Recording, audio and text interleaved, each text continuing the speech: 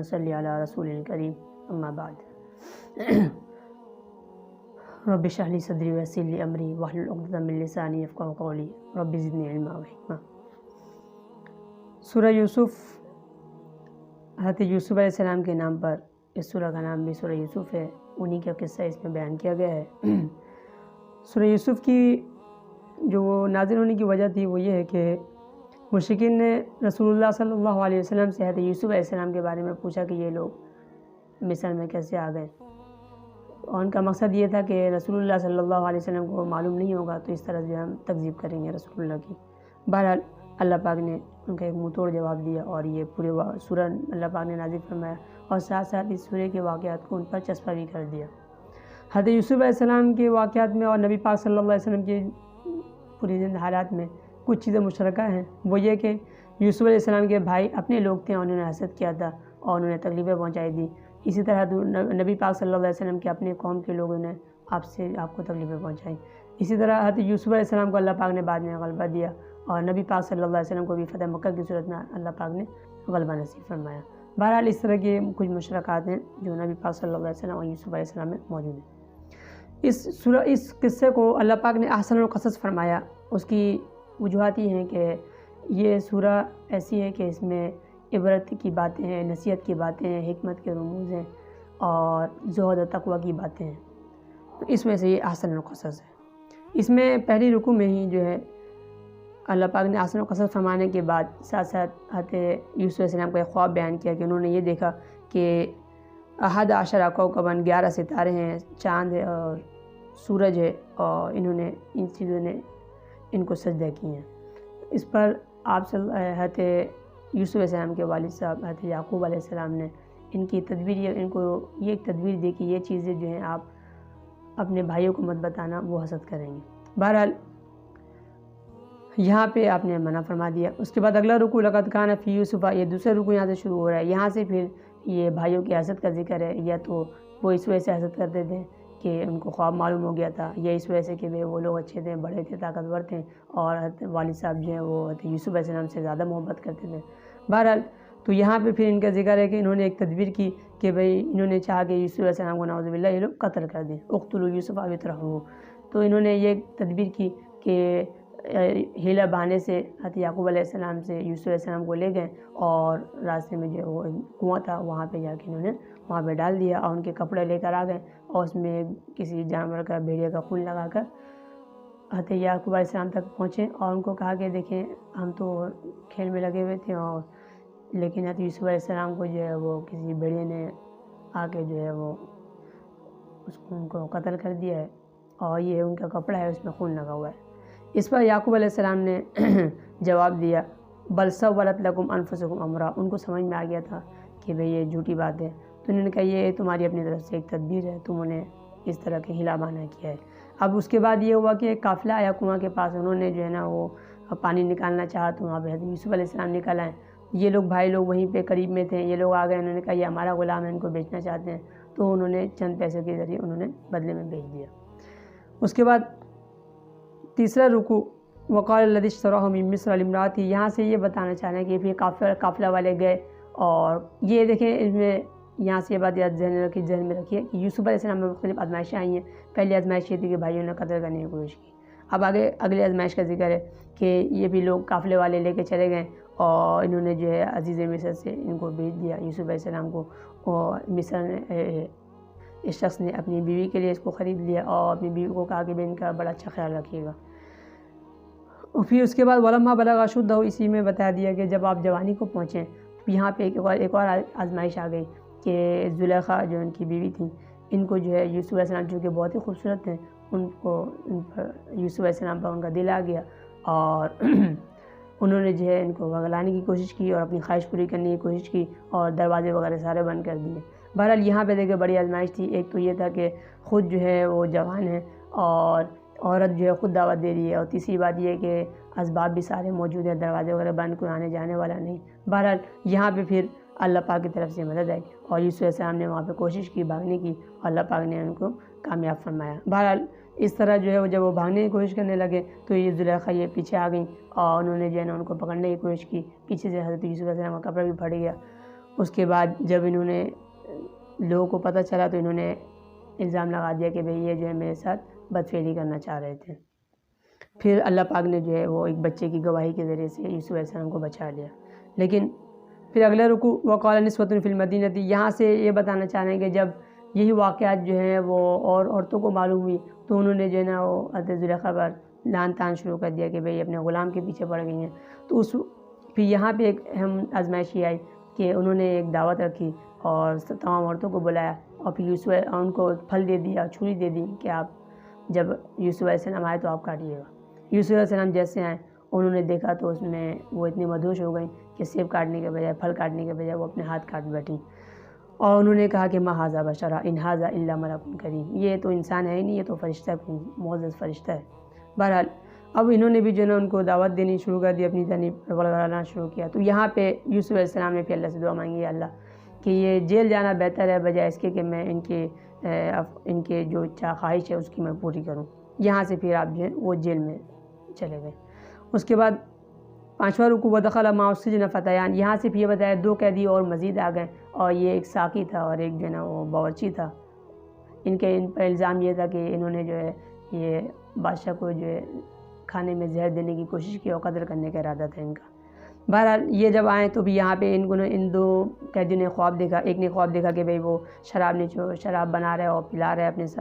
بادشاہ کو، اور ایک نے دیکھا کہ اس کے سر پہ جو ہے روٹی ہے اور پرندے اسے نوش کر کھا رہے ہیں۔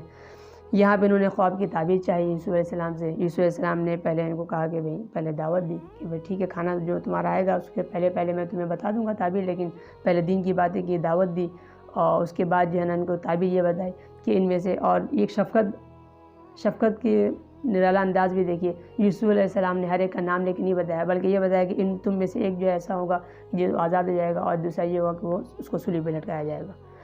اس کے بعد 6واں رکوع وقال ملک انی ارا، یہاں سے ایک بادشاہ کے ایک خواب کا بیان ہے کہ بادشاہ نے خواب دیکھا کہ بھئی 7 گائیں ہیں موٹی تازی ہیں، ان کو جو ہے دوسری 7 گائیں وہ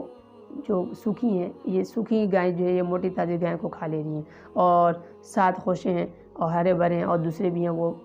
خشک ہیں۔ تو یہ انہوں نے بادشاہ نے چاہا کہ اپنے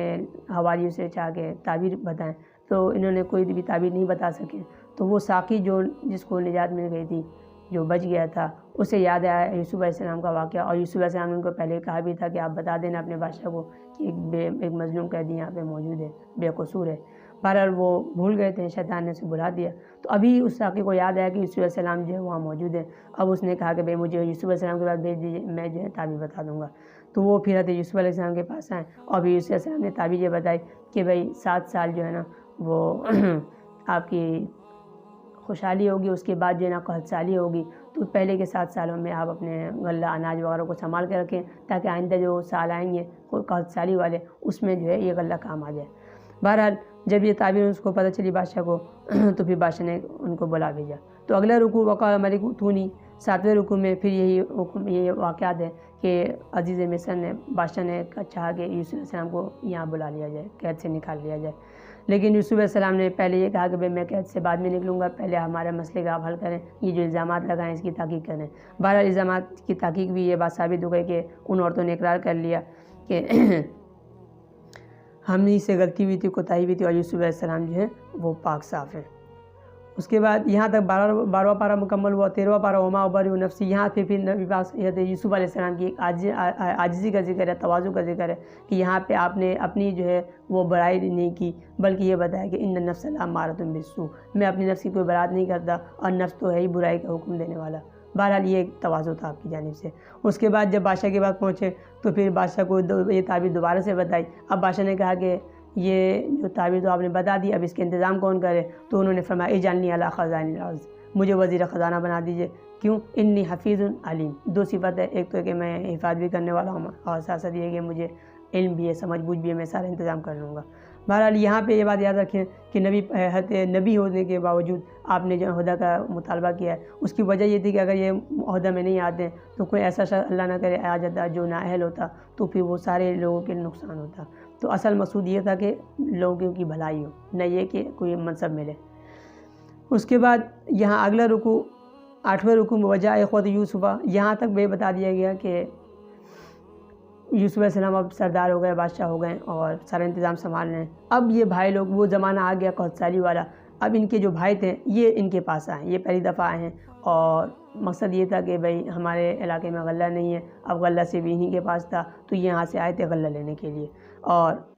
یوسف علیہ السلام نے ان کے ساتھ بڑا مہربانی کیا، ان کو غلہ بھی دیا اور ساتھ ساتھ ان کے جو سامان وغیرہ تھا، جو پیسے لے کر آئے تھے غلہ کے لیے، غلہ کے عوض، وہ بھی ان کو لوٹا دیا اور واپس بھیج دیا۔ اور انہی میں پوچھا کہ بھئی تمہارے کتنے افراد ہیں، تو انہوں نے بتایا کہ ہمارے کئی بھائی ہیں اور بنیامین بھی ہے،